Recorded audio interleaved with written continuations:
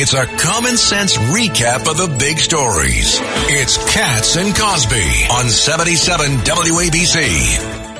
Well, we have George Venizelos, and you were with the FBI, how many, 26 years, 27 years? 24. 24 years. Wow. And you were in charge of New York, area, was it area director? Yeah, the New York City office, which controlled, 8 counties around the state. And you are here because you are mad as hell and you couldn't take it anymore.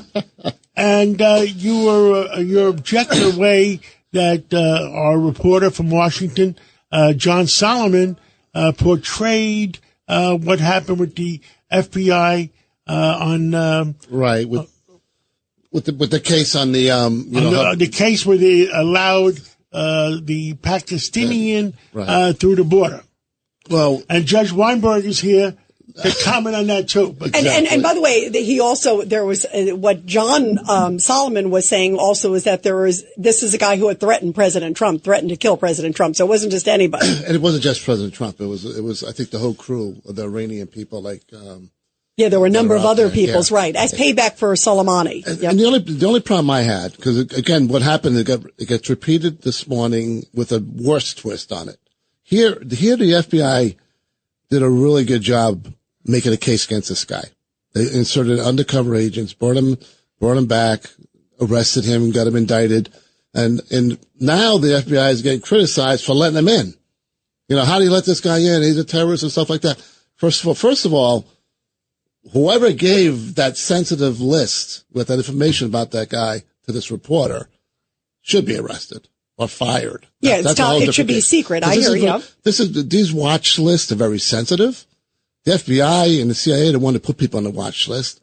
So they do let people in from time to time for reasons. And what could be the reason in this case? They let him in to make the case. Probably. Interesting. Maybe that's just speculation. I don't know. Hopefully they were following him, right, while he was here. They have their ways of tracking him, but my problem is the FBI knows what they're doing. I know they're open season right now. I know they got caught up in this political web.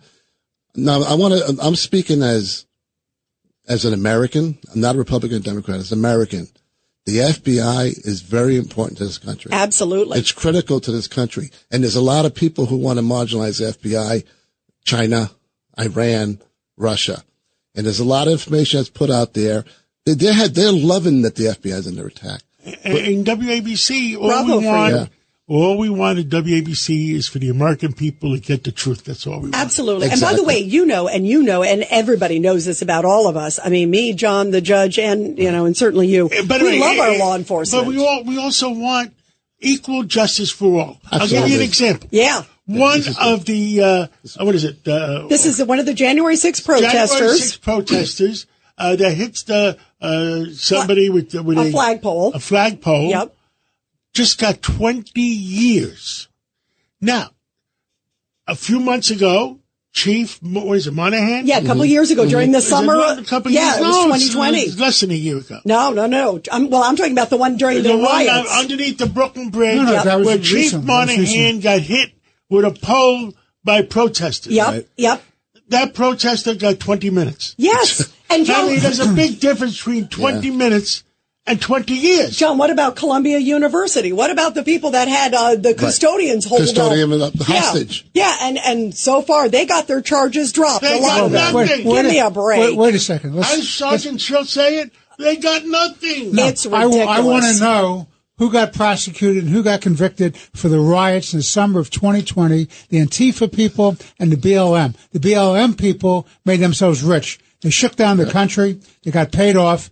Those people should go in jail. They burned down. Oh, by the way, the governor who's running for vice president of the United States on the Democratic ticket, he let Minneapolis burn, and it was okay with him and his wife to watch it burn down. There was $500 million worth of damage, and a lot of people were injured. Yeah, 3 people were killed, by the way, too. That's right. 3 people were killed. So this is okay. Where's the prosecutions on that? Where was Wall standing up on that? By the way, before we get going, also, Jamie Raskin, speaking of which, because John brought up January 6th, he was on the January 6th committee. He just made some crazy comment, Judge Weinberg. Democrat Jamie Raskin. He says if Trump gets elected, he's going to move to have him disqualified so he never takes office.